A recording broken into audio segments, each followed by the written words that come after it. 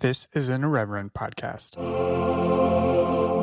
Check out irreverent.fm for shows from all our friends.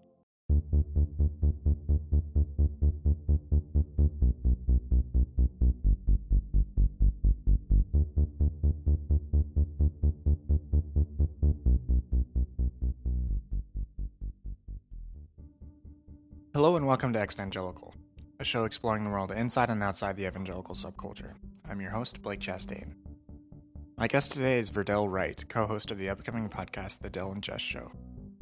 In this conversation, Verdell and I talk about growing up in the Seventh-day Adventist tradition, asking big questions at an early age, the difficulties of attending church when you're seminary educated, depression, sexuality, Christian atheism, and religious humanism. It's a wide-ranging conversation, but I hope you listen through to the very end. In that final section, Verdell talks about his work in highlighting Black queer voices in the church and elsewhere, and what we can all do to highlight and support those voices, including financially, emotionally, and inviting and including them into events and elsewhere. Be sure to follow the Dell and Jess Show on Twitter at Dell, DELLANDJESS, and follow Verdell at Mr. MR, that's at MR for Mr. _ right away, WRIGHTAWAY. You can also follow the show on Facebook, Twitter, and Instagram at ExVangelicalPod. I just started using Instagram stories to post some stuff on Instagram, so check it out there. You can also support the show on Patreon at patreon.com/exvangelicalpod. For $1 a month, you can join the X community, which is our private Facebook group. My thanks to Kendra and Amanda for your recent support. Finally, hurry over to the iTunes store and rate and review the show. That helps people find the show. Thank you to Joy the Artist for your recent review. All right, let's get into it.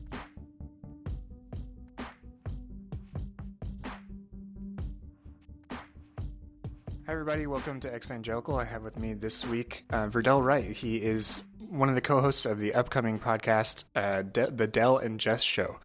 Welcome to the show, Verdell. Hi, good to be here. Thanks for coming on. I appreciate you reaching out to me, and I'm looking forward to it. So let's start just hearing a little bit more about yourself. What area of the country or where did you grow up? Well, I grew up in Asbury Park, New Jersey.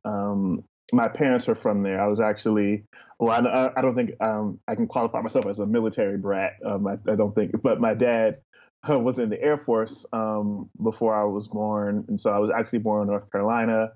And then we moved to Montana, and my parents are from Asbury Park, New Jersey. And so we moved there, and I've been there ever since. Okay. So always been on the East Coast there in New Jersey. Mm-hmm. Was it just you and your parents? Do you have any other siblings or any other family that you either moved or are close with there? I have one. Well, my parents are still in New Jersey. Okay. I have one younger sister, and her husband and her two kids live in North Carolina. Gotcha. So what was it like growing up, moving around, and then sort of settling in New Jersey? Starting just really with your sort of church background. What was that part of your life like? Well, like I said, I was 3, I think, when we finally settled down in New Jersey. So I remember like some of it I have vague memories of, but it's not anything substantial. Like I remember. There are certain little things I remember here and there, but it's not like I have a long, I would say that most of my conscious memories are of Asbury Park, New Jersey. Gotcha. Very soon. I probably think that my earliest memories probably go back to right before we were getting ready to leave, if I could guess. But in terms of church background, I mean, I didn't grow up in church. I grew up around church. I think that's a better way to put it. Being African American, a lot of us have deep connections to church, whether we go or not. Mm-hmm. I found out later on that my dad's family was Baptist, and even like the church that they all went to is still there. Several of my dad's family members have been buried there, have been funeralized there because of them having membership. On my mom's side, my grandmother was a Seventh Day Adventist. And so that has a whole nother like unique spin on things. And so the times that I did go to church with her, it was around a theology that many other people did not have around me, and it was around um, we were getting into different type of ethnicities, and so not only were a lot of people black, but they were Jamaican from Hmm. the islands and things like that, and so. My first understandings about the Bible and God and all of those things came from the perspective of, Seventh Day Adventists, because I would get those lessons from my grandmother. Okay, that's really that's very both of those things are very interesting. Starting just with the Seventh Day Adventist part, I have had one other guest that grew up in that tradition. Keisha McKenzie, I think you may know her from Twitter. Um, Yes, I know her. Yep, she's a good friend of mine. yeah, yeah. So she comes from that background as well, and does have the Jamaican connection as well. Her parents are from Jamaica and immigrated to the UK. Um, but so that part you mentioned that it had different parts of either the African American experience or other cultures. How did that? Can you tease that out a little bit and how that really began to form you and impact you from that sort of cultural perspective? Well, I didn't grasp it then. I think being younger, my moral focus when I was younger, the times that I would go to church with my grandmother, for my mom's mom, I called her Nana. My times going with her, I usually didn't like it. I usually did not like church. I usually found church to be boring and loud for no reason, and I just didn't get like the whole setup to me. Usually was just like, oh my god, this is really terrible. When is this going to end? And even when I used to go to vacation Bible school, because I mean, my money is tight and things like that. And there were a few times when the vacation Bible school at my grandmother's church was, one of the few free things you could drop your child off to do in the summer. And so I would be Hmm. taken there. And so it was just kind of like, all right, you know, I just didn't get a feel for it. But I always liked the Bible stories. I always liked. I remember getting a coloring book. It was a huge coloring book, and so it like went through most of the Bible. Like those. I don't know if they still make them now, but you get those coloring books, and it has a picture of like whatever cartoon character and like some type of words on the bottom, and you can color the picture. You know what I'm talking Yeah, about? yeah. And So then, yeah. yeah, definitely. Yeah, my daughter is 4. She has lots of those still. They still make those for sure. Okay, I didn't know if they still Yeah, made them. yeah. But this one was particularly huge, and I enjoyed just reading little things. And I was always interested the idea of God and this whatever you want to call it that's bigger than big. you know Hmm. that idea, spirituality, and what religion meant and how it functioned and what the implications. Now, as I look back, always interested me because I would now that looking back, I would get into these debates with my grandmother, and I would say, she'd be like, "Oh, well, we have to turn on the TVs off because it's the Sabbath and we have to rest." And I'm like, "Why? Like, why do you have to turn the TV off to rest? Like why do you need to Yeah. do that?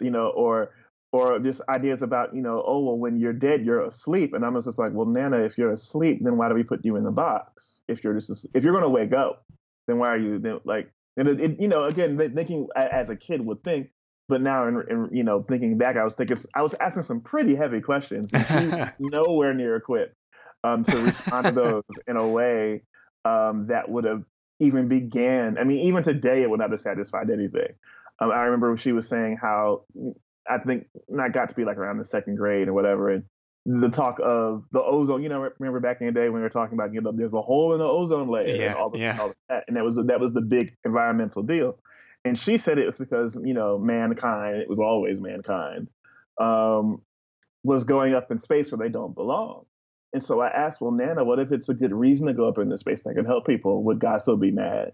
And again, like she didn't have the, she just didn't have the capability of conceptualizing the world in the ways that my questions were suggesting.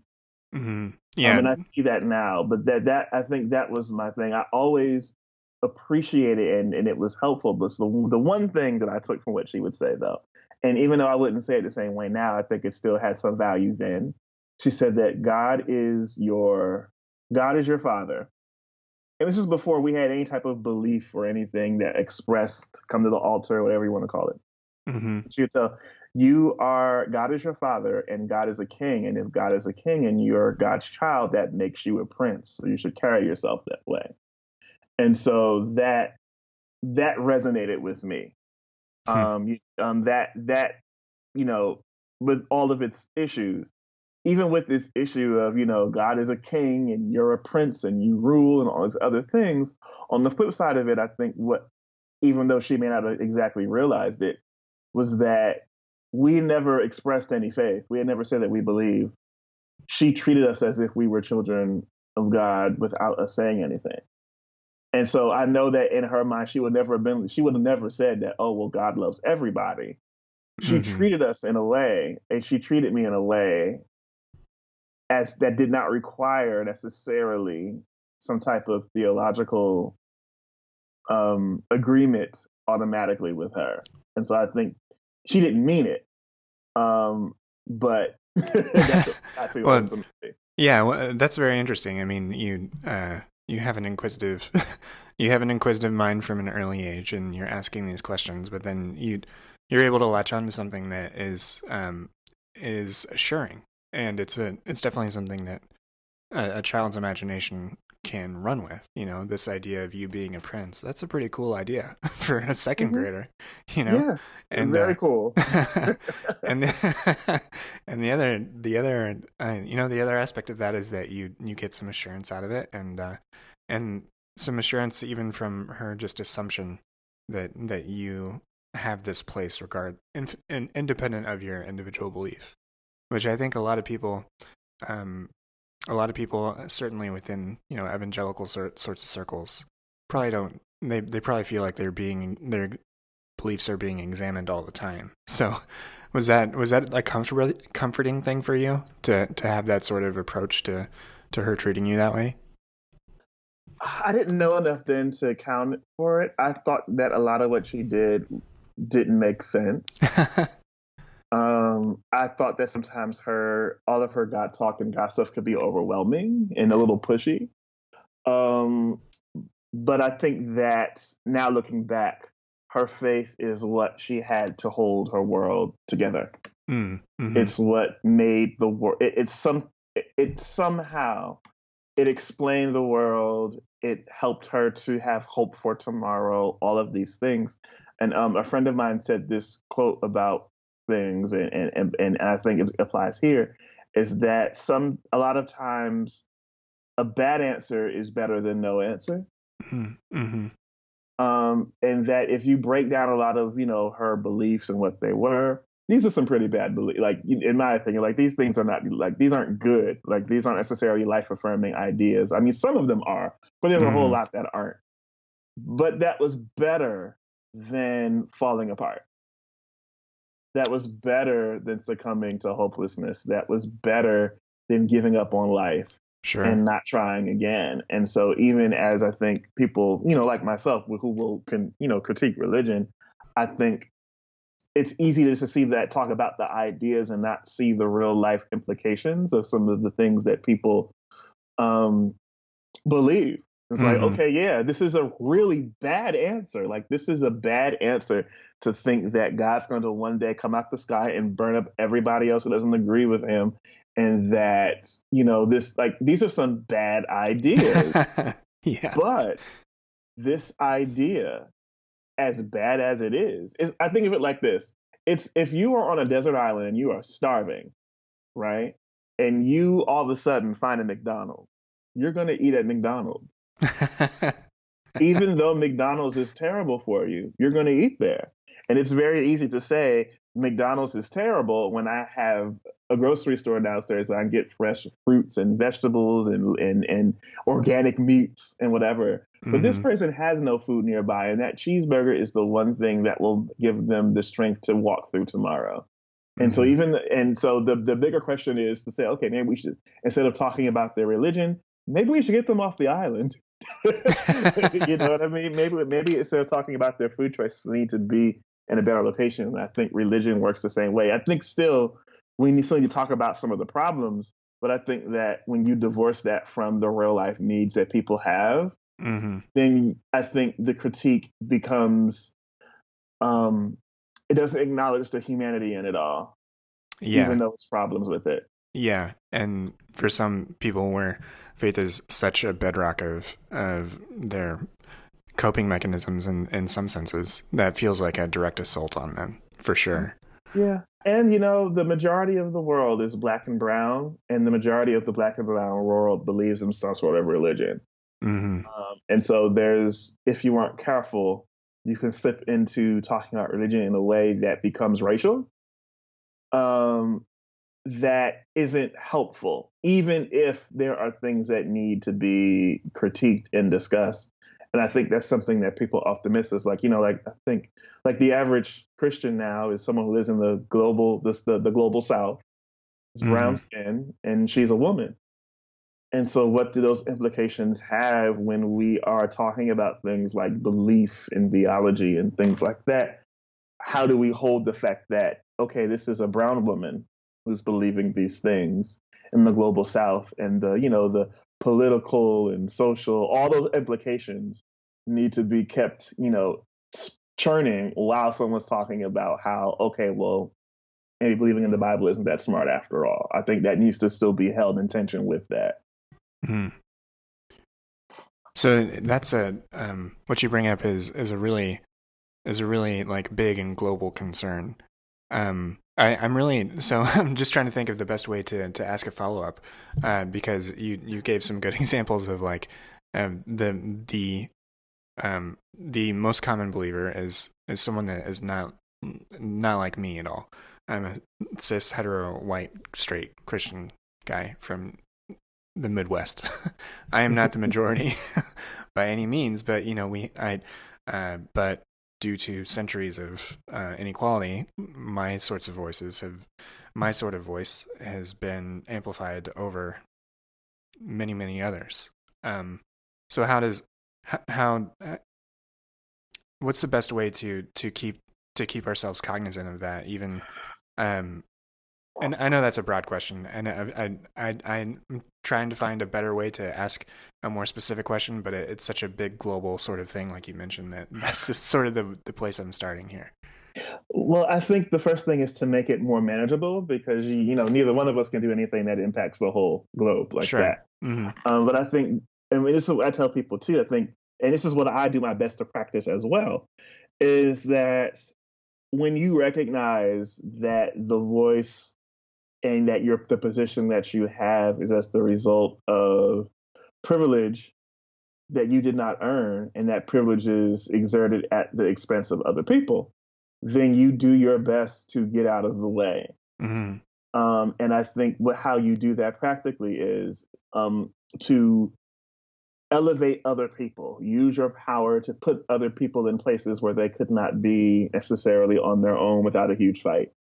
And so let's say for someone like me, let's say, and I mean, I haven't had a chance to do this yet, but let's say I'm pastor of a church and there's a women's day.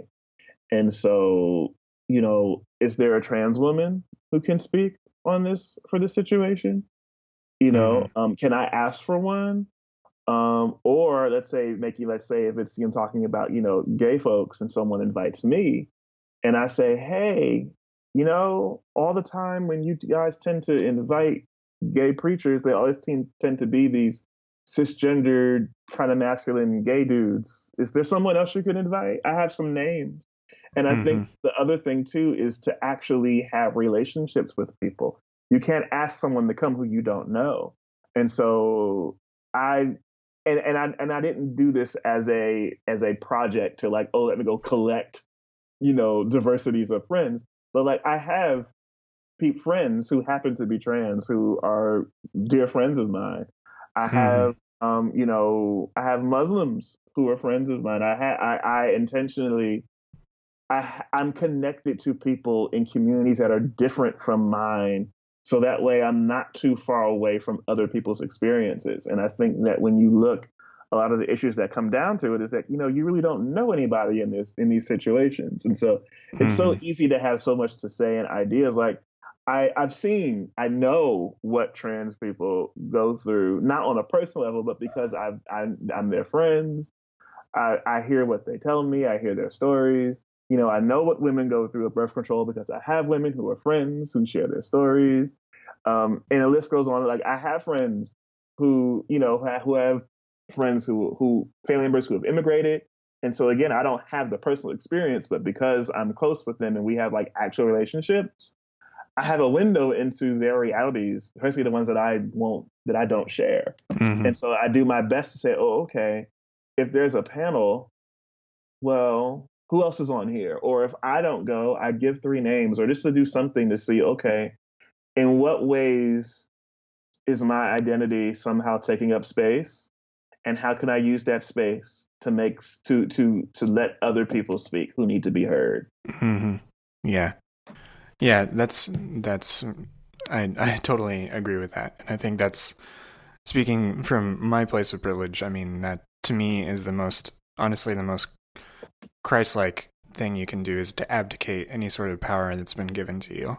um and do exactly what you're saying. Um well, actually, I really do like what you said there before I go back to sort of your biographical story and everything and tying back a little bit more and exploring that.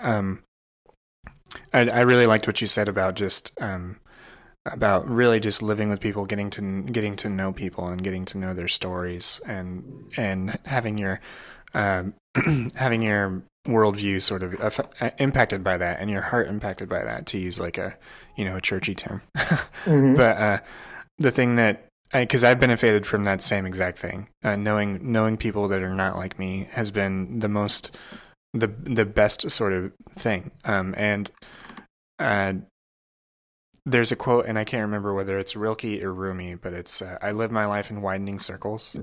Mm-hmm. And that to me there is like a theological component to it too, because the more people you know, and the wider array of people that you know, then your theology is going to be impacted by that.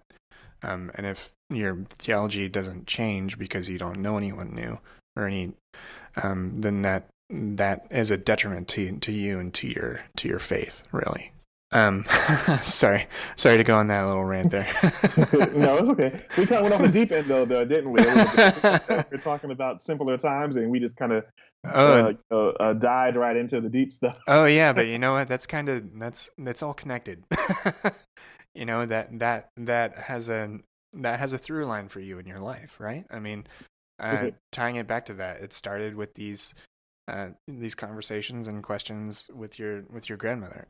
Was there anyone else in your life that also would engage with you or expose you to church sort of stuff? You mentioned that you lived around church. Was there any other aspect where you were sort of getting this or asking other people questions? Any other people, your friends or family? Not really. Um, a lot of, I mean, there was this one spell in ninth grade when I was like on this super Jesus tear, and I was just going to like do. I think somehow in my mind, what I understood about Jesus was that Jesus wanted to help people. And so I remember having like a little folder, and I put on a "What Would Jesus Do" on the front. And so I went around and talking to people and doing good deeds and helping people. It's so funny to think about it now, but that compelled me. And I also remember having theological debates with a good friend of mine growing up, and he was a 5 percenter, and so he didn't want anything to do with what many people in my hometown who have those ideas, the white man's religion and all of that. And I didn't, and for some reason, I felt compelled to debate with him. And now looking back, my debates with him were more fueled by the negative things that I was told about the group as opposed to the ideas in and of themselves. But the foundation was still there. But it was very there wasn't really anybody else I interacted with in that way, and religion didn't really begin to become a fuller part of my life until college. I will say though that a lot of, I mean, I had a kind of a rough childhood. Not kind of, it was rough. Particularly bullying, harassment, all that type of stuff, and it was rather intense, particularly for a number of years. And one of the common refrains that I was told by adults was that, God has a plan for you, because of all of this, and that, people who God wants to do special things with go through these inordinately hard times. So you must have a mighty purpose or something to that extent. And that's what I was told, by parents, my aunts, my grandmother, all of that. Hmm. And so, and I think now, as I look back at some of my ideas and theologies, or in around things like, predestination, or even the cross and violence and things like that, it comes from that experience of being told that, and then undoing the damage from all of that stuff. Mm-hmm. And so, but there wasn't any distinct other real influence. I was just kind of around whatever my grandmother might say, or Gotcha. whatever I might have read. She gave me like a Bible and wrote on the front, "This is the only book that can save your life if you do what God says." Huh. And so I would read some things in there, but again, it's very Seventh Day Adventist, very King James, all of that stuff. But I didn't really begin to dig into religion in a way that was my own, until college. Just a minute, ladies and gentlemen. I think something is happening.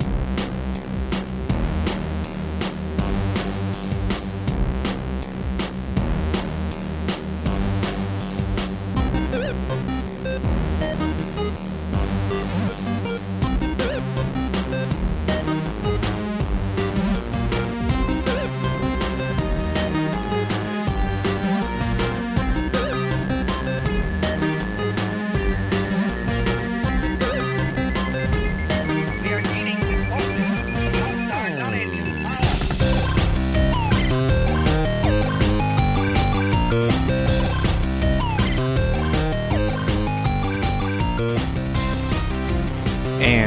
And before you get to college, as you mentioned, you had a rough childhood. And that there was a lot of bullying. Added to that, was there any sort of like youth group culture that you had to unpack too, or did you sort of sidestep that whole I sidestepped all of that. Thank God. There was enough to untangle when I got to college. It was enough to untangle with the young adult groups that I was a part of. I couldn't imagine having to untangle youth group stuff too. Yeah, I yeah. couldn't. But there wasn't none. I mean, like I said, like my parents, in and of themselves, we didn't go to church. My mom, I believe, wanted us to go, and my mom wanted to sing. Like, my family is really musical, Mm-hmm. and so she wanted to go and sing in the choir, but they wouldn't let her unless she joined. And my mom wanted us to go, but I was very resistant. Like, my sister wanted to go, I did not want to go. And my dad, actually, I credit him, because I think if it was not for him that stepping in and saying something, it'd be different. And he said, "Don't make him go, because if you make him go, he's going to go in a totally opposite direction." And my dad was the same way. Like, he was forced to go when he was younger. Mm-hmm. Yeah. And so he was just like, "No, don't make him go, because if you make him go, you're like forcing him to do that when it's really not a requirement." Like, and so I think in a lot of ways, like the career I have in religion likely would not have happened if it were not for him to, if I were forced to go to church, I feel like things would have been really different. Yeah. So where did you end up going to college where you really started to engage in religion as a topic? I went to Rutgers University in New Brunswick, New Jersey. And so that's, I remember, I was living around a lot of, interestingly enough, there was a lot of African American folks on my floor, and a good number of them knew each other, and they were from, some similar areas in New Jersey, and they were into church and stuff like that. And so what happened was, as I became friends with them, I began to look more and more into it, and then I kind of got into it on my own. I remember going to a non-denominational church that was, up the street from the school, And it's still there, pretty prominent still. Charismatic, non-denominational church, and with the way he explained salvation, it was so simple, and I was like, "That's it, sure." And you didn't have to wear, dress clothes, and the music was good, and the people seemed really nice and friendly, and yeah, so it just seemed like, because I mean, I think that's the thing. I think I I was resistant to the faith of my grandmother because of how restrictive it was. Hmm. And the faith that I discovered at that church. It's still there. Abundant Life Family Worship Church is still there. The faith I found there was very expressive and colorful and lively, and they laughed and all those other things. Now, what I did not recognize is that under the surface that faith was still incredibly restrictive, just in different ways. But of course, I didn't realize that then.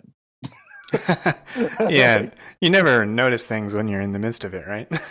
And Not so at all. it's after deep deconstruction or contemplation of it. So, did you start to study religion in college, or or was this sort of your extracurricular sort of stuff that you did on Sundays or other days of the week? I did. I actually got a minor in religion. I didn't feel full throttle enough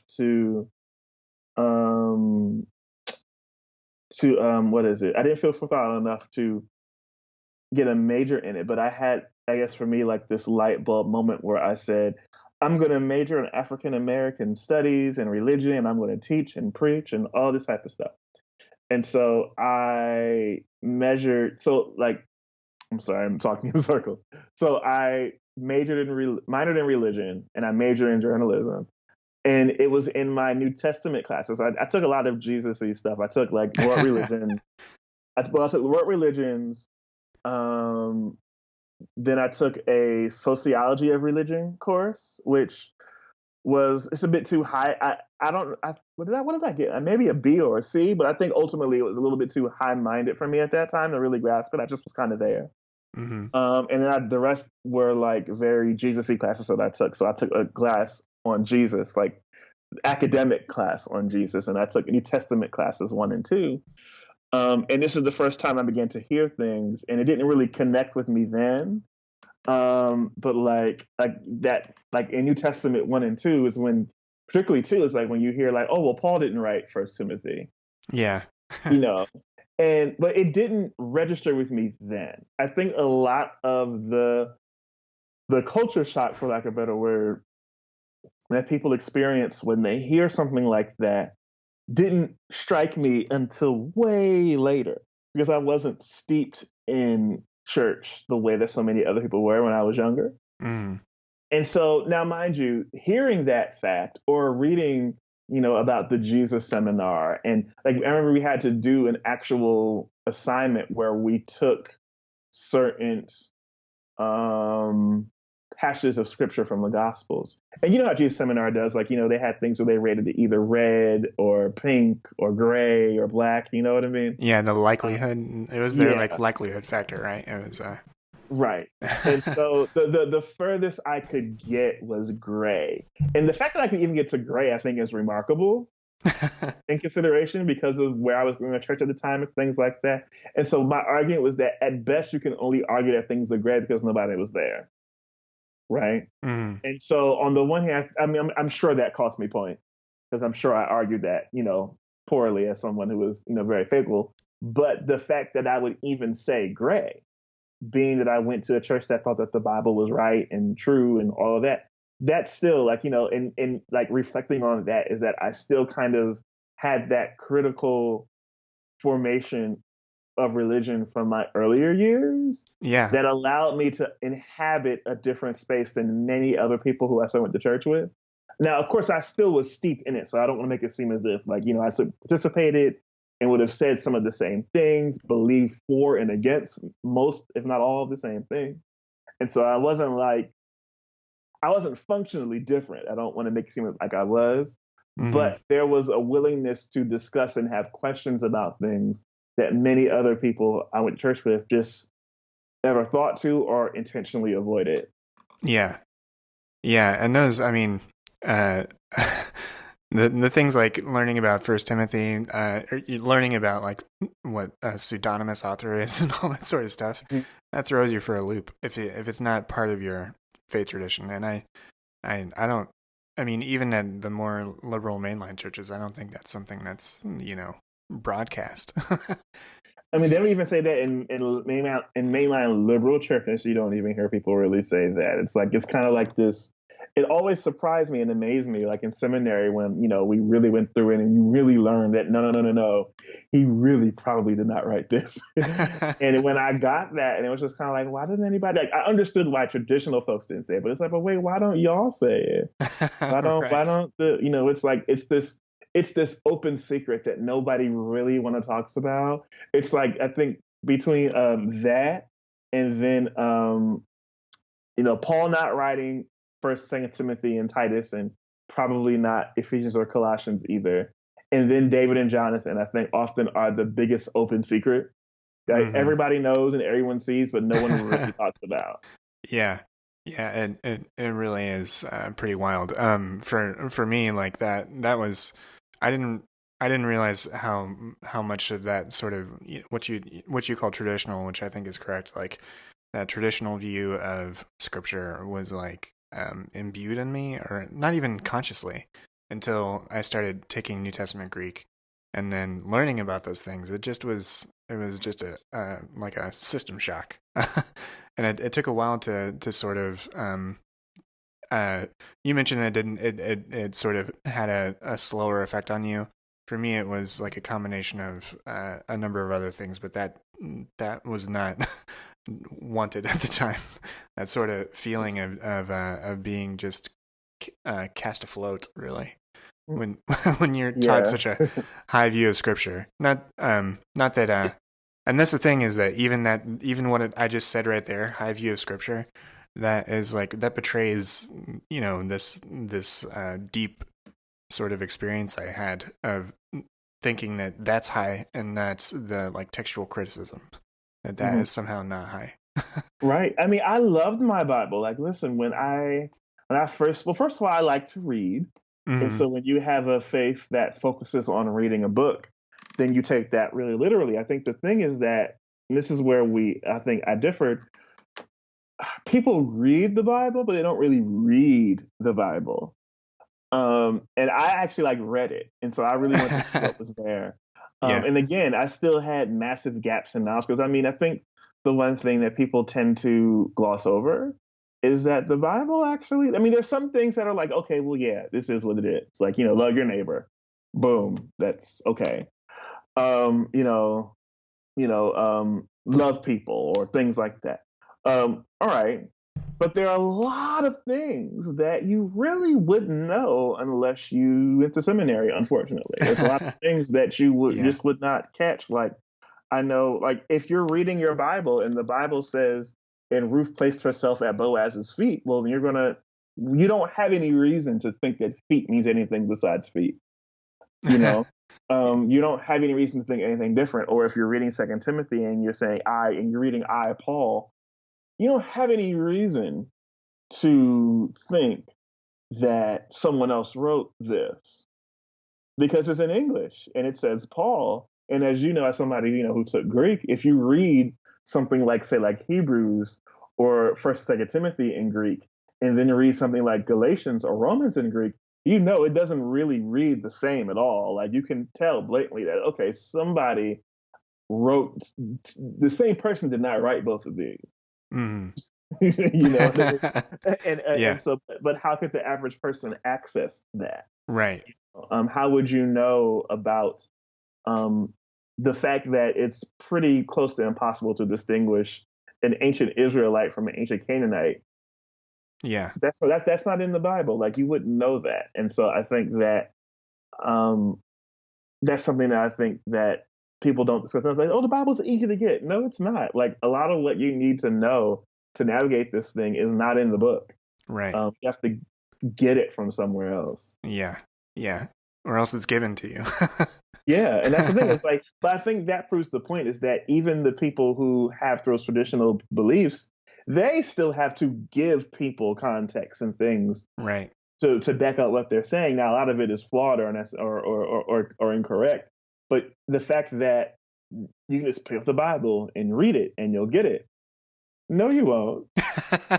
Like you won't. Like you have to make you have to to fill in the gaps of knowledge that you have Right. for it to make sense. And there's way too many gaps in knowledge, and the way your whatever version you're reading is translated. Like it's not strange that people will say, well, the Bible says that homosexuality is wrong when the Bible when the your version of the Bible says homosexuality and it says that it's wrong, but you don't know Right. that was a translator's choice to use the word homosexuality. You Right. don't know that, hey, someone had to decide to use that word and that word didn't even exist until the 1800s. And so, so Yeah. no one, the literal concept of the word did not exist. And so Right. someone had to decide to put that there because that goes against the idea that, the Bible is divine and somebody made it and it was all done with care. Like it's not an easy book. It's just not. It's not that Yeah. simple as people would like to make it out to Yeah. be. Yeah, and translators have some more than others. I'm looking at you, ESV. Oh, good. Yeah. have agendas. I mean, the ESV is pretty blatant um, in their complementarian, which is anti-women and anti-gay sort of stuff. Yeah. Yeah, and that's not something that's commonly known, and that's unfortunate. Yeah. It's like they make choices, and I mean, it's Bibles make money, Yeah, and so they you do. lose money with stuff like that. When that rolls out, but again, it's like people don't necessarily.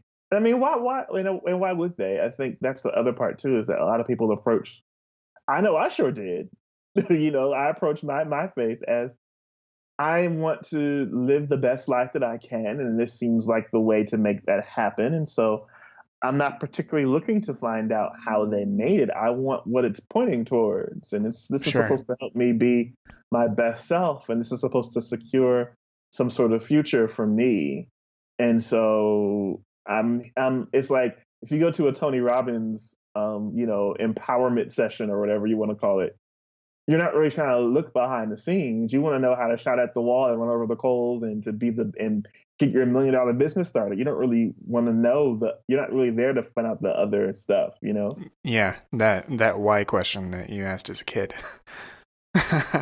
You don't really want to know why. No. So you decide to go to seminary after all this. What made you want to do that? I don't know. Well, I left college with the understanding that I felt the sense of people would call like a sense of call. Mm-hmm. And so I looked into all types of schools and things like that when I was leaving undergrad. Did not find anything.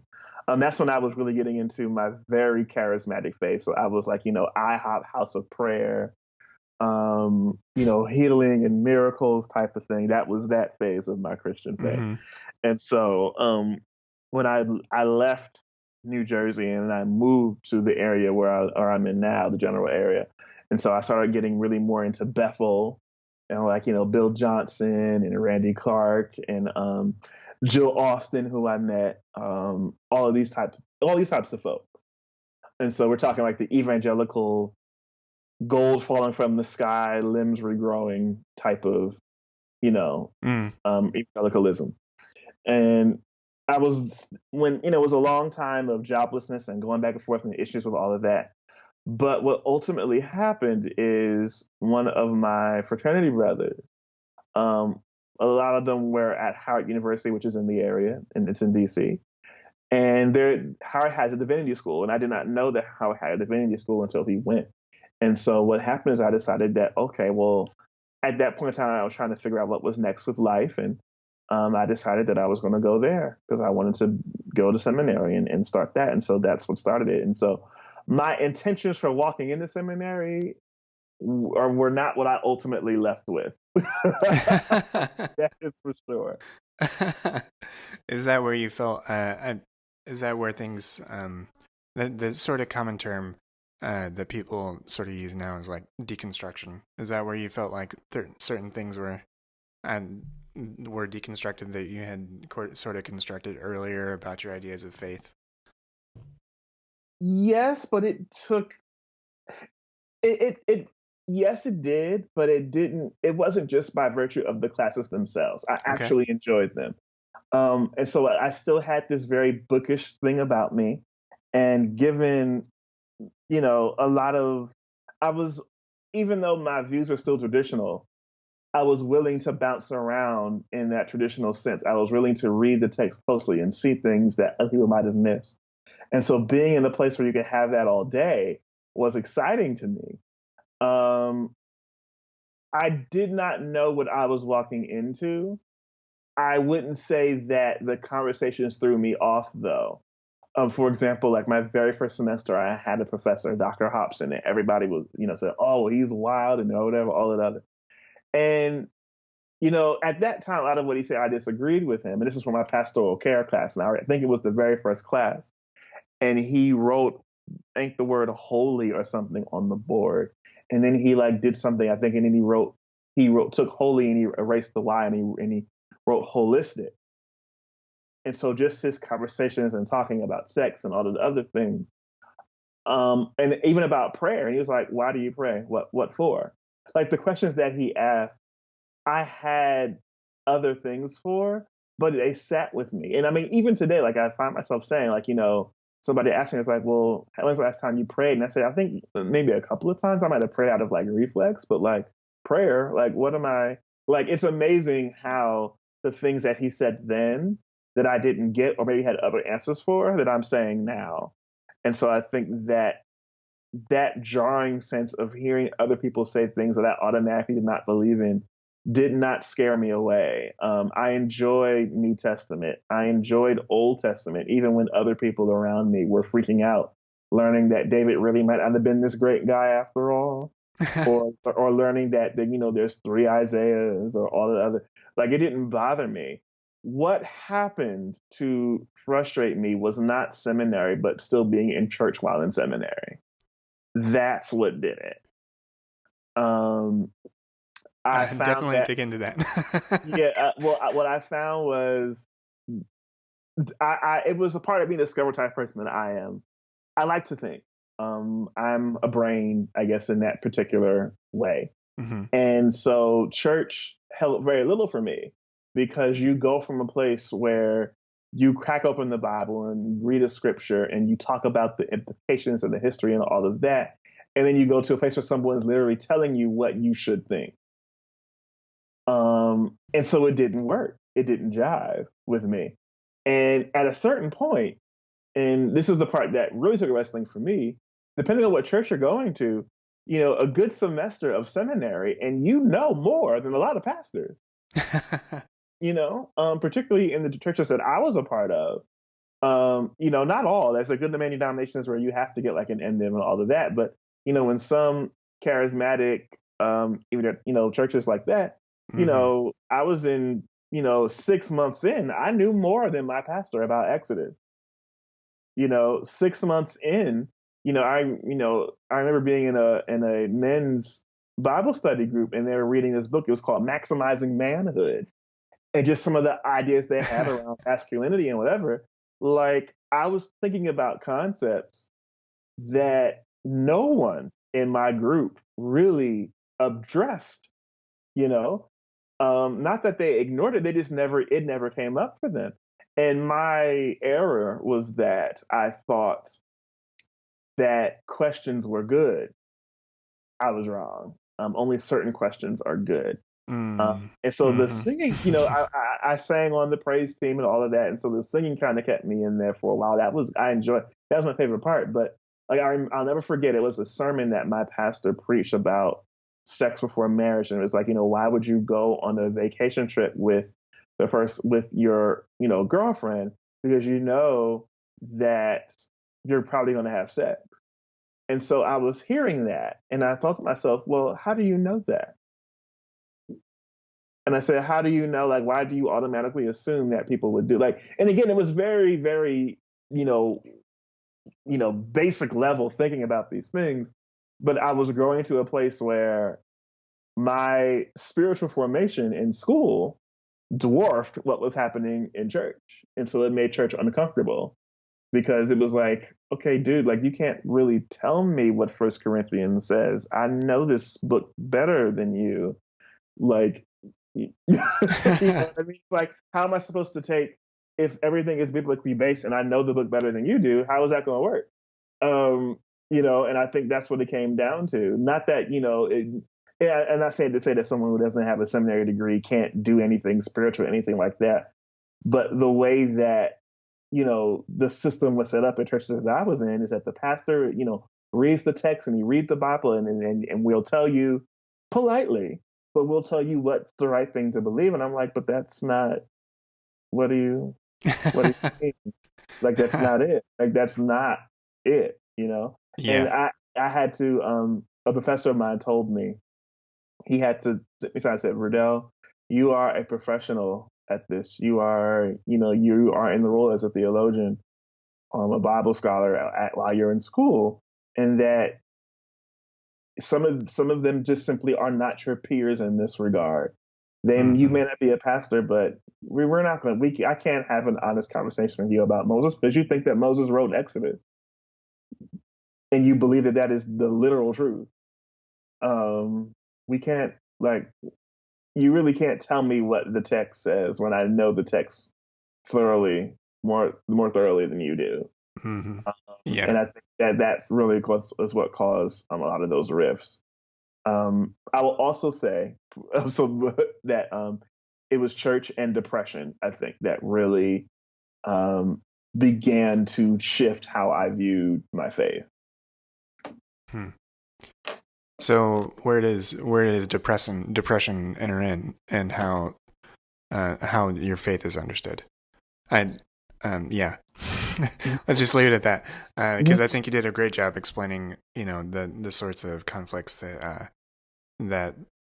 can be faced when you learn a hell of a lot more than the people that are at the pulpit.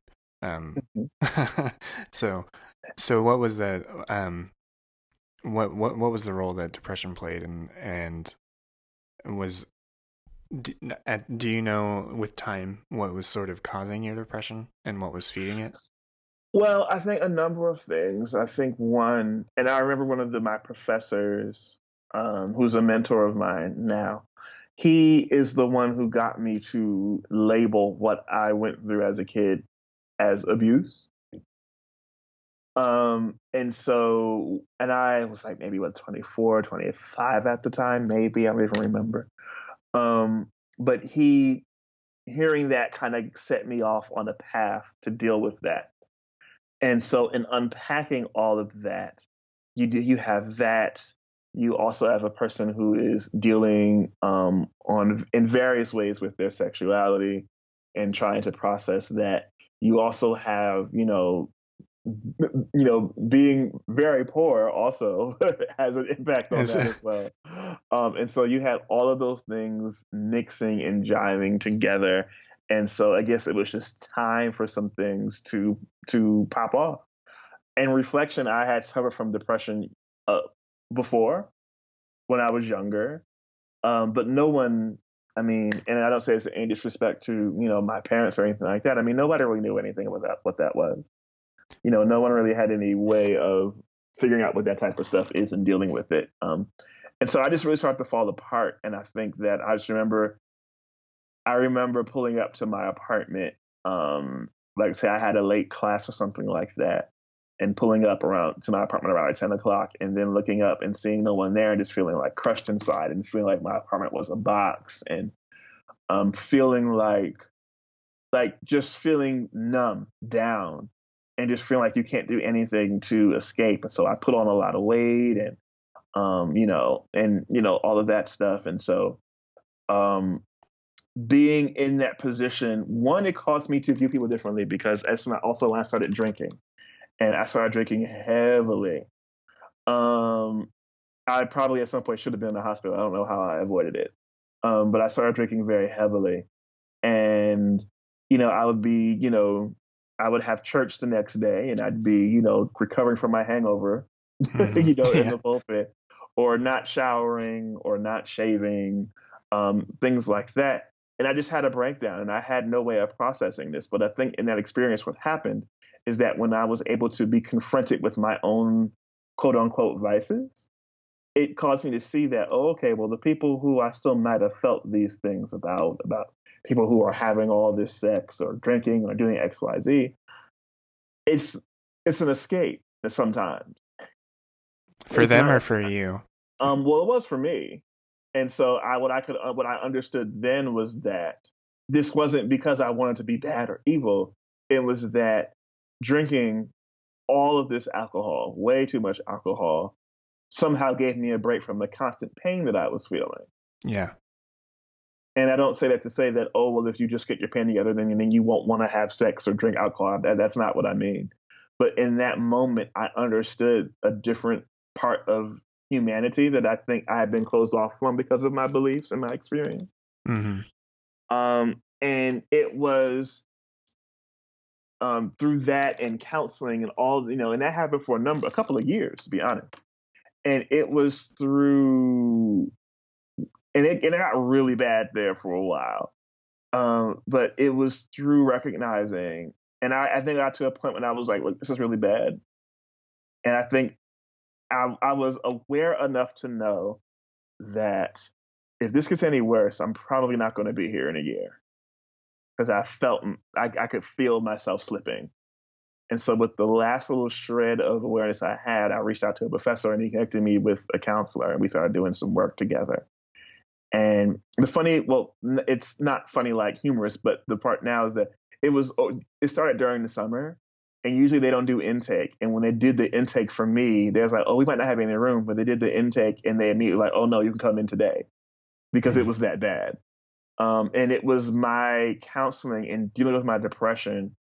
It wasn't seminary that caused my beliefs to change. It gave me the materials to reconstruct my faith, but Yeah. it was my depression and having to drag myself out of depression to save my life. Honestly, like this saved my life. I do not know if I would be here if I did not drastically consider my faith and worked on changing how I viewed my faith and myself. I don't know if I would be here.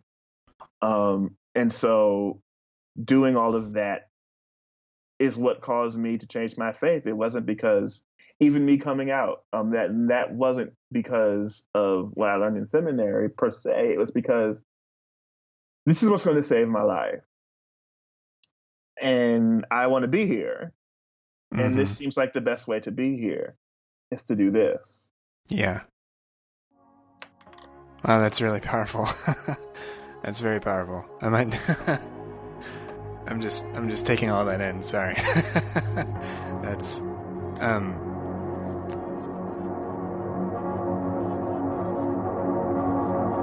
I will always love you how I do. Let go of a prayer for you. Just a sweet word. The table is prepared for you.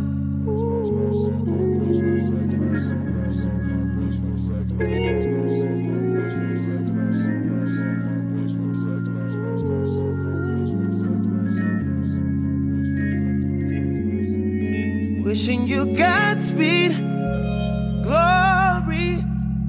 There will be mountains you won't move. I really like the way you put that, and that, pardon me. I really like the way that you put it, and that it was really this sort of, to use your professor's term, it was this holistic experience that you had. It was the seminary that was teaching you, and then it was your own emotions and your own mental and conscious and subconscious processing of all these things that led you to find a way to repurpose and reconstruct your faith to find a way that is affirming of life, like literally life affirming in your case. I had no choice. I think that was, which is why, again, I think I was a little bit naive. But when I would begin to tell people, and at that point I was very like, okay, I was still kind of in that world where, maybe I could be gay and not necessarily, do anything about it or whatever. And so I was in that very beginning stage. I was still trying to figure out things for myself. But when I would try to come at it as in like, this is what was going on with me and this is what I ultimately did, it didn't really do much to change people's negative opinion about me coming out. Even like one of my closest friends at the time, who I thought would get it, they were just like, well, I mean, well, what if you were a sociopath? Wouldn't you want to get that changed too? And that type of thing. But I think for me, it was now I will say if there was a moment in seminary when I realized that things were different, I would say this. It was another fraternity brother of mine. I was in a Christian fraternity, by the way. And so that's why I keep bringing that up. That was my young adult Christian experience, being in youth, young adult groups in college, and then in a Christian fraternity for a number of years. It was, in seminary, you have to do, particularly to get an MDiv, you have to do like a field education internship type of thing. And so the one I did before was really bad. And so I want to do a different one. And so I knew one of my fraternity brothers had a church in the area. And so I wanted to do one with him because he was cool, and everybody liked him, and he was one of the cool guys. And so I wanted to do one with him, and he was very excited. I was excited too. And so he sent me a list of beliefs and things, and I thought that he seemed to me very like he would. I thought that the way he talked about scripture and the way that I talked about, I thought that we could have a critical conversation together, and so I felt comfortable, at least in that regard. But reading the things, and I told him my thoughts, like, said, well, do you believe that the Bible is literal? And I was just saying things like talking no big deal. I didn't think it would matter. But the way he responded to me when I told him about some of my beliefs, which, I mean, honestly, now are very, very, still very beginner level liberal. But that wasn't enough. And even the whole tone of the conversation changed between him and I. And the way that he kind of, and this is all via email. So, of course, at some point, you can't really gauge for tone of voice and things like that. Yeah.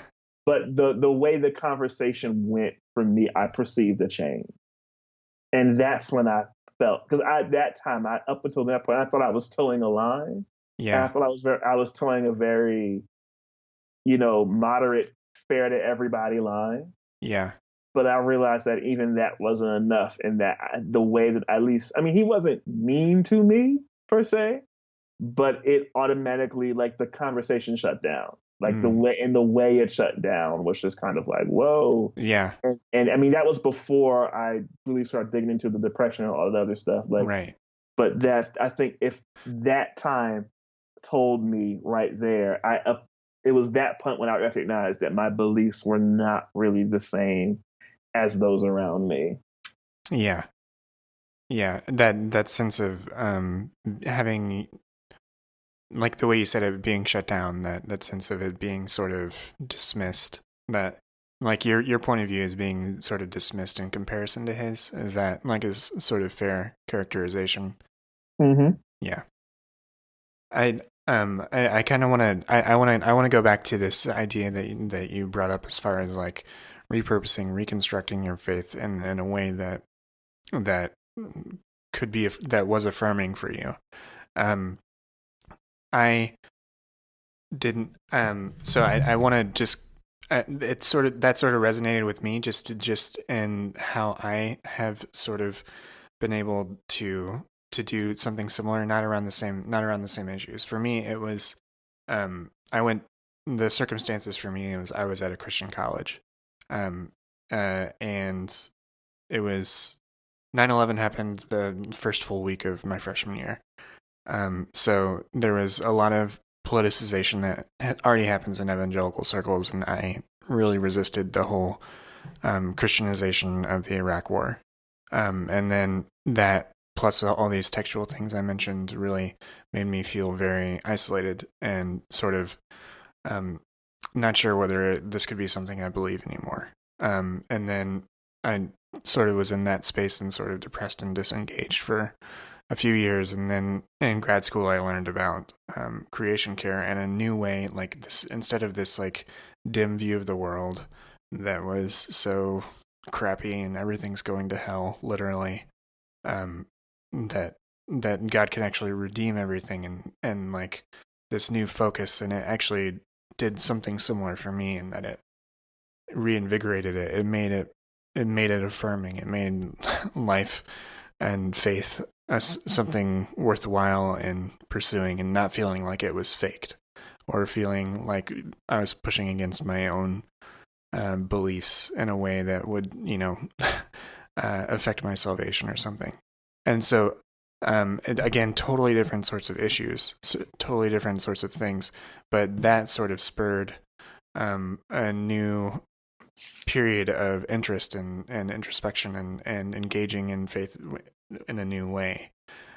So once you went through this really heavy work of working through your depression, what were the sorts of things that you then you mentioned part of it was coming out to the people around you, coming out to yourself and all those sorts of things. What sort of what began to really make you want to connect your faith to those issues and the other issues that became more alive for you in this new context? I think it all started with the fact that I gave myself permission, and I'll never forget. I kind of gave myself permission at one point to say, and what I felt at that time was like, okay, I believe the Bible, that something is cool and different about it for me. Mm-hmm. I believe that Jesus is somehow important for me, but that everything else is up for grabs. And that I allowed myself the chance to think through and experience different ideas and all of that. Yeah. I think it's been a long process since then. And I think it's interesting because I think too, I know in some circles that I've been, sometimes around theological growth and progress, there's this issue of time. And it's true, it took time. I mean, everything takes time. There's nothing that doesn't take time. Yeah. At the same time, I can see at certain points in my growth where if I were more publicly active or saying more things in public, that even though I needed more time to grow, or maybe a better way to say it is this, is that certain understandings would come in time, not that I needed more time to grow.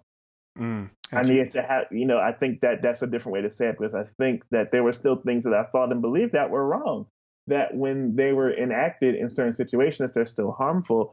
And if I were to have been called out on them, that would have been right. It wouldn't have been a factor of, well, I need more time and I think that's the thing with faith. I think people don't realize that faith isn't just something.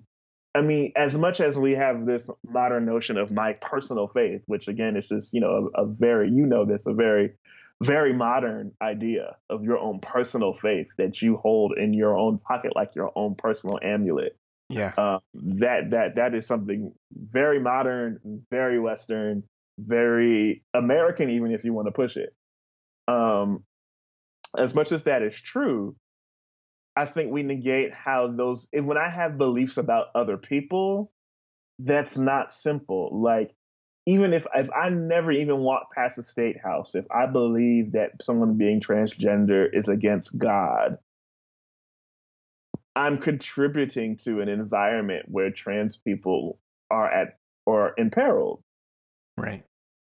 And so I don't get to play these are just my beliefs card, because maybe you aren't signing a bill, but are you actively working to protect them?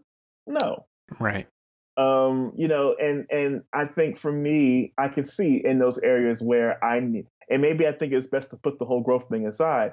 as I was going along my journey, there were some stops that needed to be made immediately. And it took me time still to make those stops.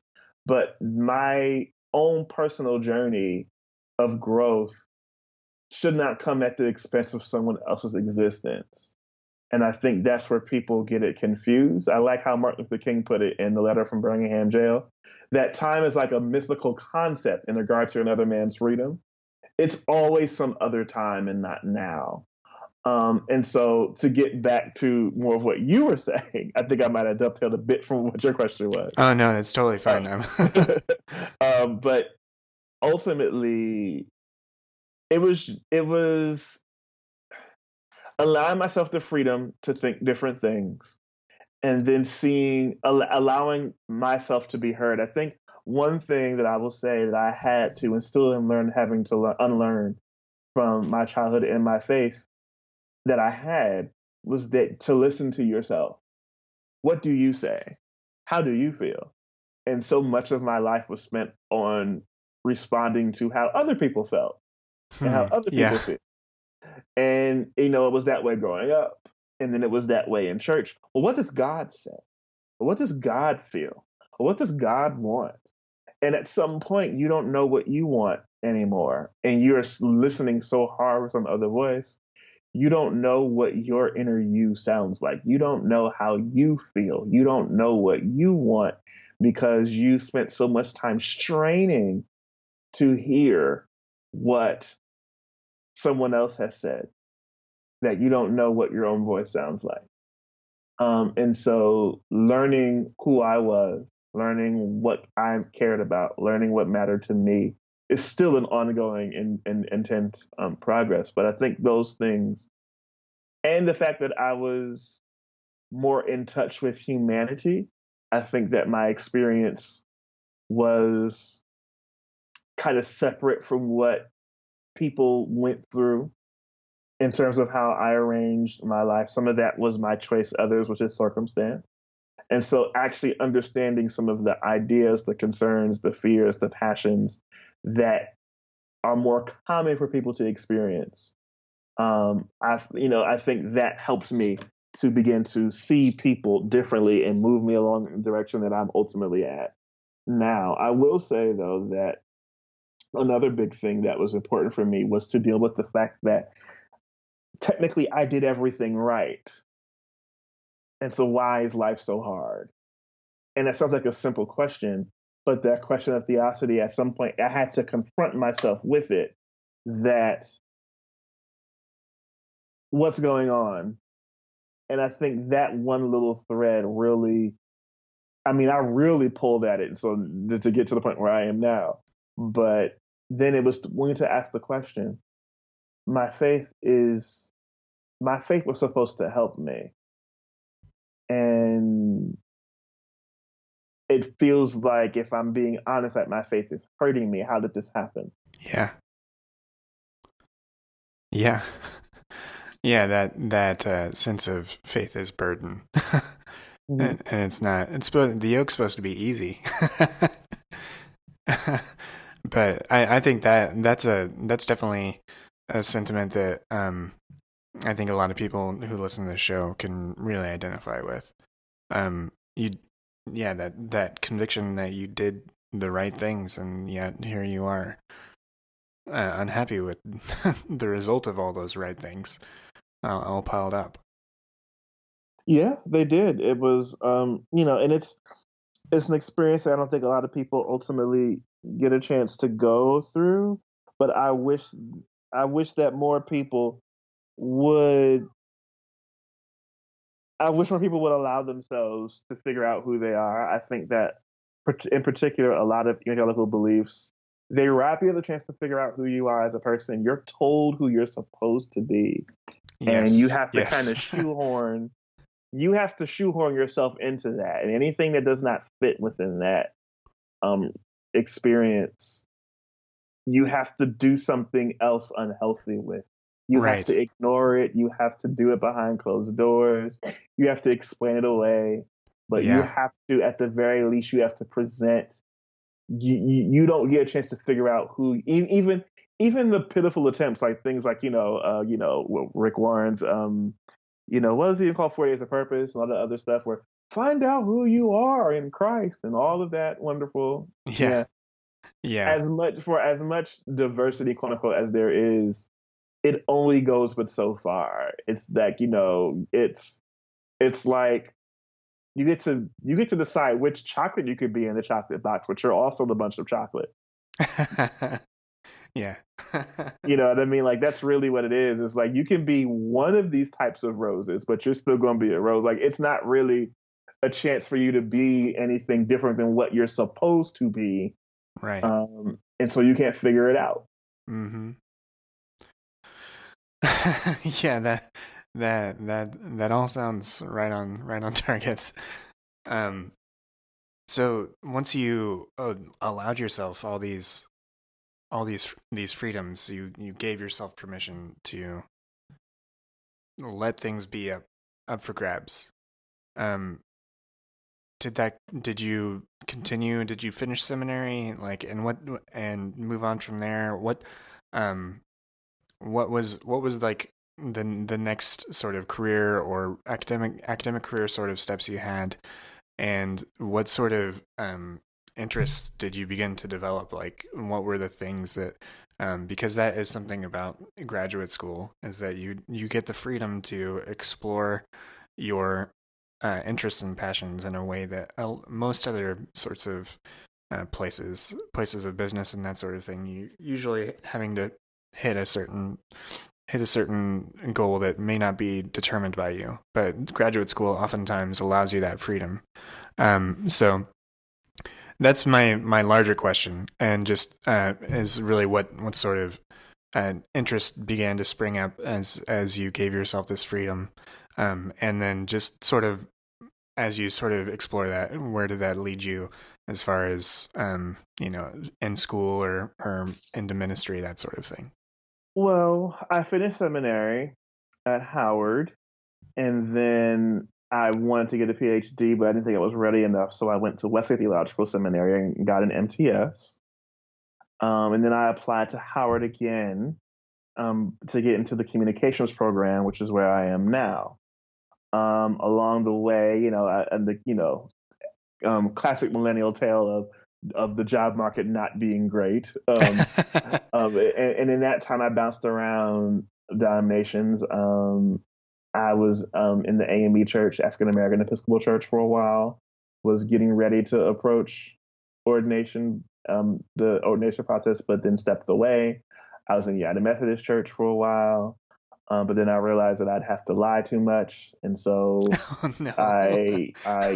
so I left. I was in the UCC church for a while, and that went okay, but there were just other issues with where I was and things like that, so that didn't work out. And so after that, I decided to go on a church break, and I allowed myself that church break to really heal from the burnout, because I had really been trying and pushing to be Reverend so and so for years. But then also to give myself the space to really think through some of my ideas and my concerns, and give myself the space to think through them without having to tell someone something every Sunday morning. Yeah. And so that was good. And I miss preaching, actually. I want to preach soon again. But I think that's because now I have something more to say. I was able to really wrestle with some of my beliefs and my ideas, which is why, I'm leaning toward considering myself very much a religious humanist. I'm still kind of figuring out what that means for me. But I think for me, humanism allows me the space in the room to critique the things that theism falls short in. Yeah. So would you, if you don't mind, can we kind of dive into that a little bit? In school, I really liked Erasmus, who was considered himself at the time, way back when, a Christian humanist. And then secular humanism and that sort of stuff. When I was, considering walking away, that was sort of what I thought I would one day sort of describe myself as. mainly because I idolized Vonnegut. Hmm. But religious humanist, that's actually not a term I'm really familiar with. So, so how what does that entail aside from critiques of theism? Well, I'm still in the very early stages figuring that out, but I think that for one thing is that a lot of humanists in the very beginning were religious in some sort of way. Hmm. I think that's something that is often missed. And that there's secular humanism, but there's also religious humanism in that, whereas, people who were of religious faith who still had ultimate belief in what humanity could do. Hmm. And so I'm still reading and learning before I get there, before I can officially say that, but I can say that I have a great love for it and what it meant for me. Humanism made me feel like, and particularly Black humanism. I've read a lot of that. I've read William Jones, whose seminal work, "Is God a White Racist?" Has been really formational for me. Anthony Penn, and a lot of his work has been formational for me. And it showed me that my ideas about God were not strange, because what I was finding is that even a lot of people in my liberal progressive spaces were having trouble with my questions. And I found in their work that my questions weren't strange. And I think that who wrote the article? It was an article that came out just right after Trayvon Martin in the verdict about his murder came out. Um, and it was the idea about Christian atheism and how there is no God in this situation, and the idea to contemplate God's absence, which I don't think we do enough. I think Yeah. that it's always, we strive to find a way to make God there, but at some point, the effort to make God ever present makes God look worse. And I think that that's something that people of faith sometimes have wrestled with, because God just has to be there. And I think what's happened in my growth now is that I don't necessarily need an explanation to make it okay. Some stuff just sucks. It is bad. And there is nothing that anyone can do to make this thing good. There is no, for all things work together for the good. No, it doesn't. This is bad. This is terrible. Even if something good happens after this, or as a result of this, something terrible happened that can never be reconciled and we can't get it back. And well, what about the afterlife? We don't know about an afterlife. We have no idea about an afterlife. No one has ever said that there was one there. We don't know. It's faith, but we don't know. And whatever is out there has not had a demonstrable impact on us to the point where we can discuss it in a way that makes sense. But that's what it has been for me. Like, things about the cross, and particularly in thinking about issues like racism in the country and things of that nature. I think humanism has given me the room and permission to say, no, this is like, it gives me different tools to address different situations. And I don't quite yet know how I'm going to sort it all out, but because I still love the Bible, I like Jesus a lot. But personally, it doesn't necessarily matter to me if Jesus is God. It's like, oh, okay, well, what does it have to do with me? Nothing really. I'm very interested, though, that Jesus was able to have an understanding to go and flip the tables at the temple, or to talk about the Samaritan as a neighbor, Hmm. those types of things, or to heal people and not charge them for it, and to command his disciples to heal and not charge for it. Like, those types of things to me are those resonate more to me because I can touch them. Right. And I think for me, I need a faith that I need whatever system or way I view the world, it needs to allow me to walk through the moments. It needs to allow me to exist and move through the questions. Um, and I just think that at some point, at least with a lot of common Christianity, it leaves too many holes open for me. Yeah. And it doesn't really help. It doesn't empower me to make something of my existence on my own. And like today, like, I have faith in myself. in a way that never had before. I believe in my own personal power to impact the things around me, and I'm also aware of the limits of that power. Um, and I think both of those things are two areas where other Christians sometimes struggle in. In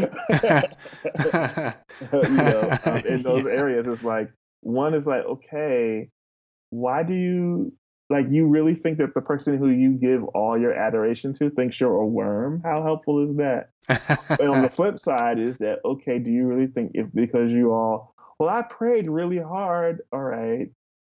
And I think that's the thing too, is like, it's you get down on your knees and you pray and you ask God to get your scholarship for school and you get it and God has been good to you. And there's some other kid like in Flint, Michigan who prayed for water and doesn't get it, or some kid in Guatemala who's praying for safety and their parents are killed. And so why does God think your scholarship is more important than someone not getting shot to death or having water? Yeah. you Yeah. know, it's these things that I think when someone sits back and thinks about it, we really don't do a good job of addressing them. And I know for me, the way I've gone with my ideas and thinking now has given me the room and the space to address those in much more holistic and, in my opinion, humane ways. That's great. Um, one of the through lines that I found in these conversations through the show and everything is really that the whatever God is, whatever it is, whatever we're referring to when we say God, it can handle our honesty, and it can also, and also we benefit the most by approaching those things with honesty. And if we're not doing that, then it's not really worth the time to explore, because you're just trying to struggle with your own beliefs and against your own beliefs, when really it's better to work with them or allow them to change than to let them just slowly make you crumble underneath them.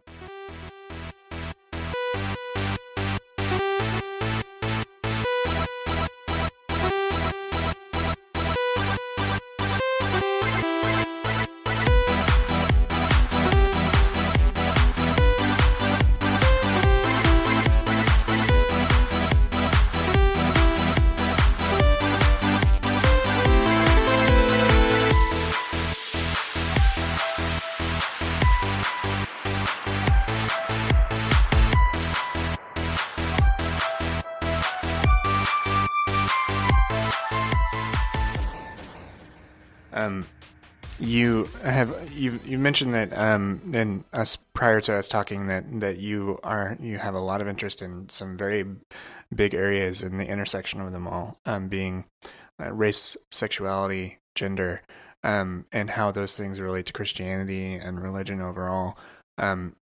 What sort of things are you exploring through your work, either at school or elsewhere, that engages those questions and how they interrelate?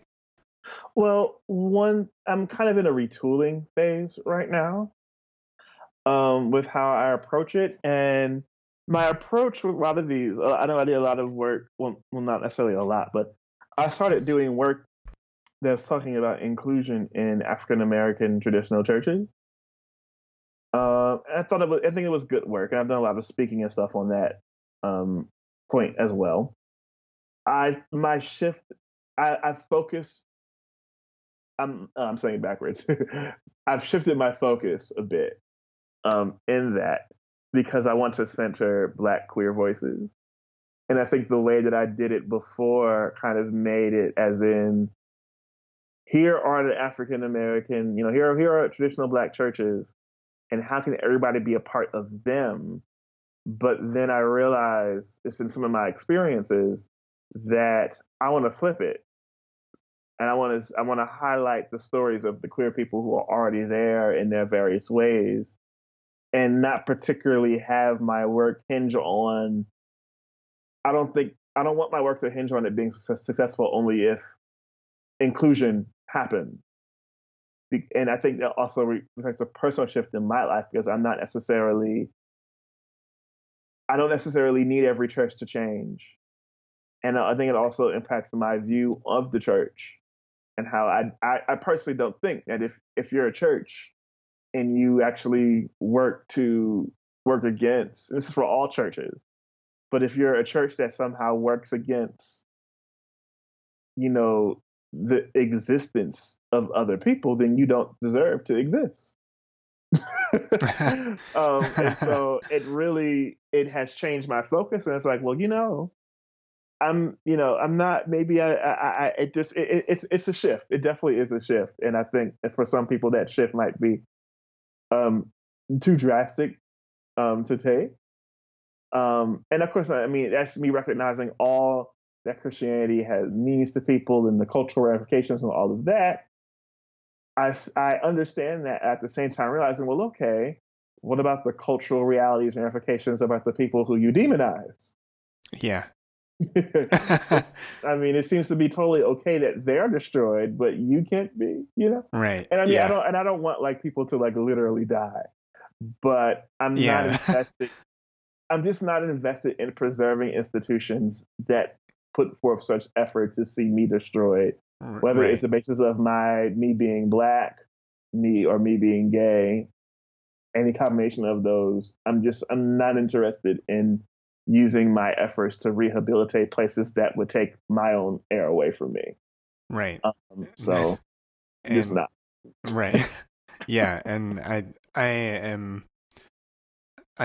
totally agree that those institutions do not deserve to be propagated any longer. Like the ideas that fuel them and the inertia that they have, they don't deserve to be propagated. And I think that a lot of people that had the privilege of being comfortable prior to the election and everything like that are becoming more aware of it. So I am cautiously optimistic of that, and I hope that with consistent focus that remains the case. That people are aware and become more cognizant that sort of in any sort of institution that demonizes and as you said, demonizes as well as threatens another person's well-being in life does not deserve to continue. Certainly not just because there's history or tradition. That's not sufficient. It's not sufficient. There's lots of traditions that are terrible. Like slavery was a tradition. Racism is a tradition. Mm-hmm. Like these are traditions that we would be much better off if they did not exist. And so that's where it's like, well, it's tradition. It's like, well, what does this tradition actually do? Like, what does it actually do? Right. Does it actually like what does it do and who suffers because of it? Like, and I think those are the things that can take into account, and is that it's when you do that and you see it's like, oh, okay, well, like I'm not invested. Like it doesn't mean that traditions are bad in of themselves, but I'm not interested in preserving traditions that ultimately demonize me and dehumanize me and that right. Dehumanize other people. Like I'm not invested, and I think that that's what has kind of changed the shift in my research. Mm-hmm. Is that I'm not invested in rehabilitating a place that does not want to see me live in ways that matter. Right. And I think that goes for any type of church or religious institution. I'm just not interested in that anymore. And I was at one point, but I think that my energy is better spent working with the people who are trying to do that work. And building up the communities that I'm connected to. I think my energy is better spent there. Yeah. Has that changed in your opinion and the way you talk about things publicly online and elsewhere? Has that brought you into conflict with anyone? Yes. I've been accused of being one of the angry queers, the angry gays. One of the people who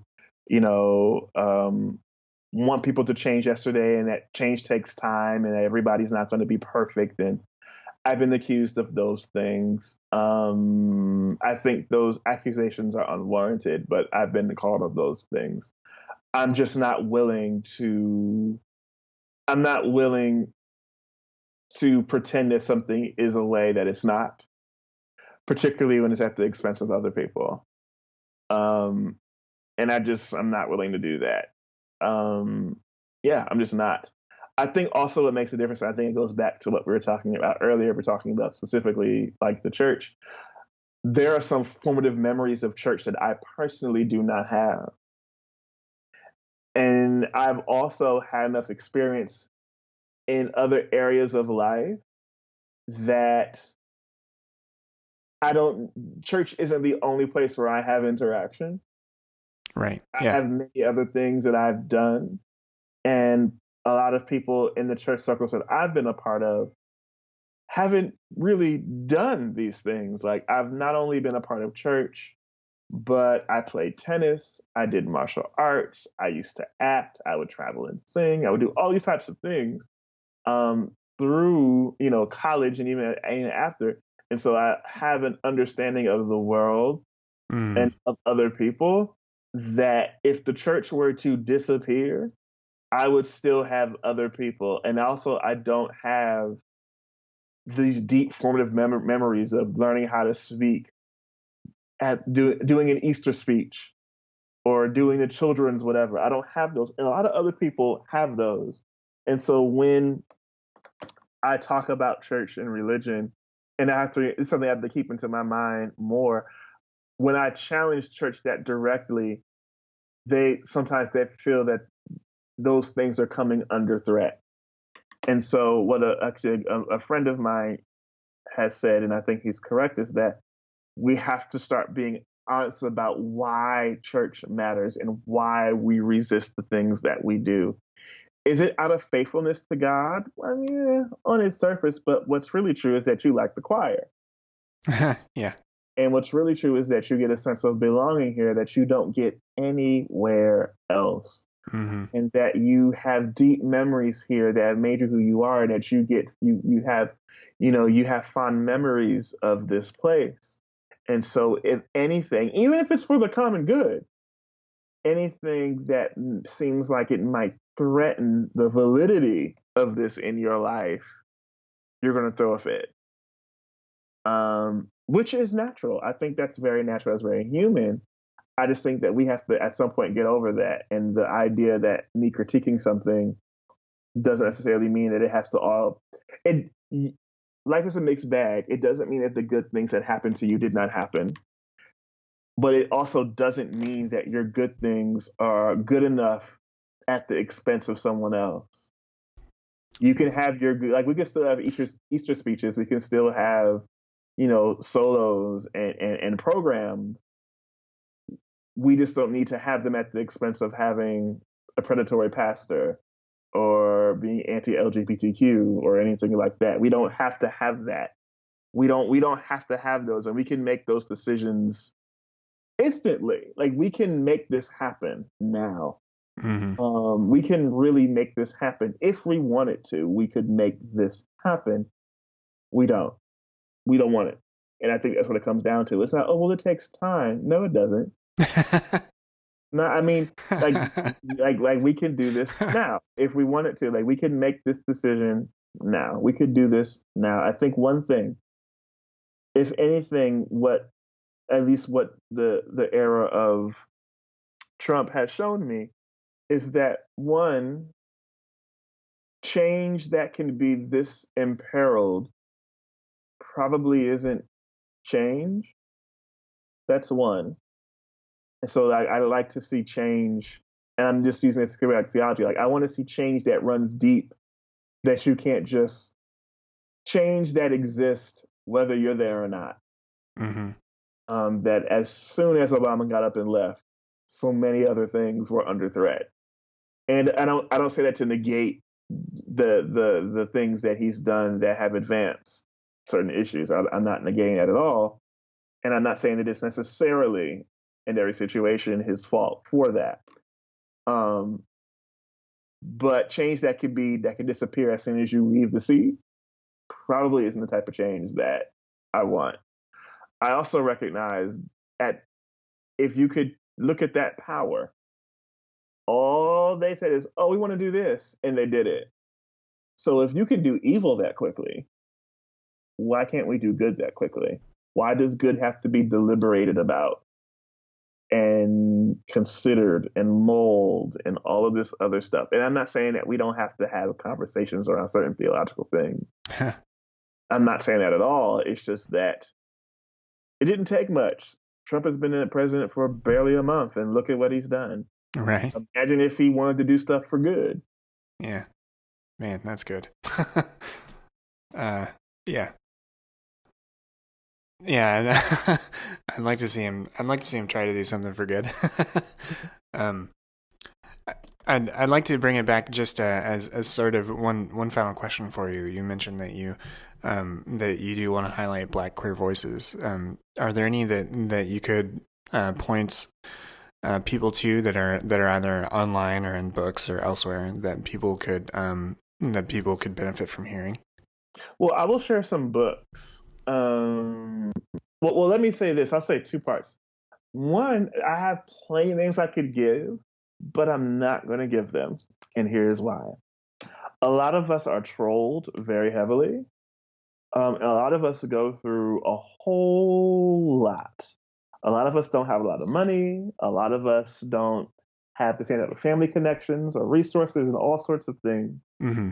And so I think that the best way to support Black queer Christian voices, well, Black queer voices in generally, but if we're talking specifically about Black queer people in the church, the best way to support them is to give them money, protect them emotionally and physically, and to advocate for their full inclusion in church spaces. That's how people can help them. I'll say it again.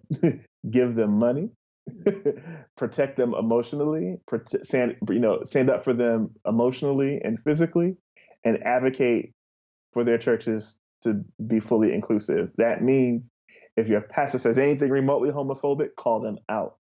It means to make sure, just to make sure that they are materially taken care of. With that said, in terms of books, Pamela Lightsley wrote the book. Am I saying her last name right? I hope I am. But she wrote the book Our Lives Matter, and it's a womanist interpretation, womanist theology of Black queer lives in Black church. I think that's a great place to start.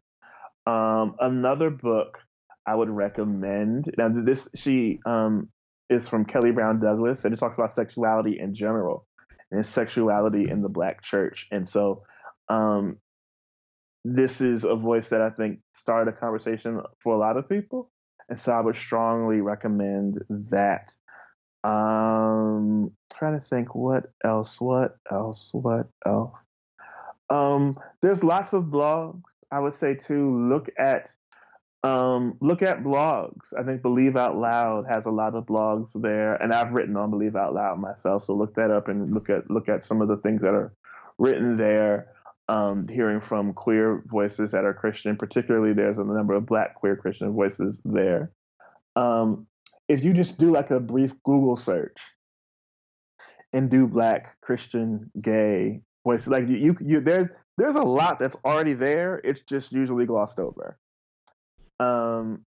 And I think that's a good place to start. And if you see these people, find their names, support them. A lot of them might have like a Cash Me app or PayPal, something.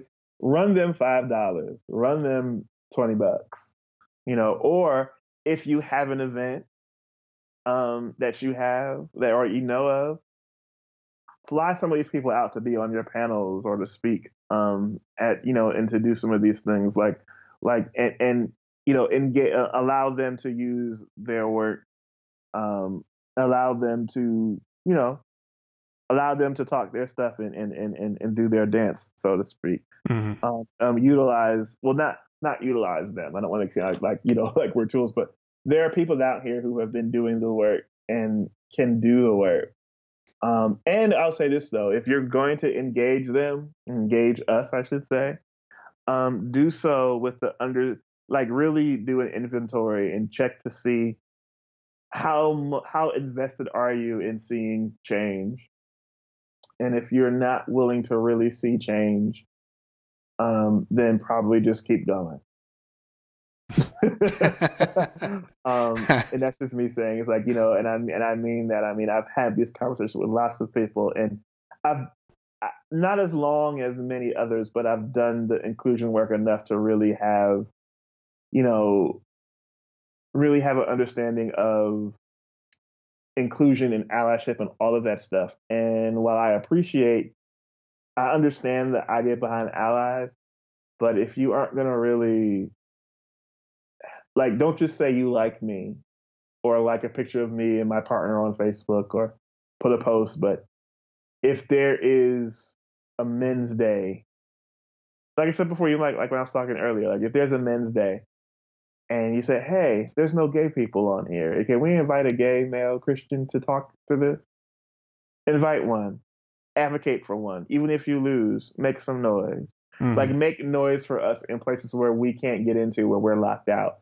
And it doesn't mean that we're voiceless, because we have a voice, but you're in a room that I'm not in. And so I need you to talk and yell for me.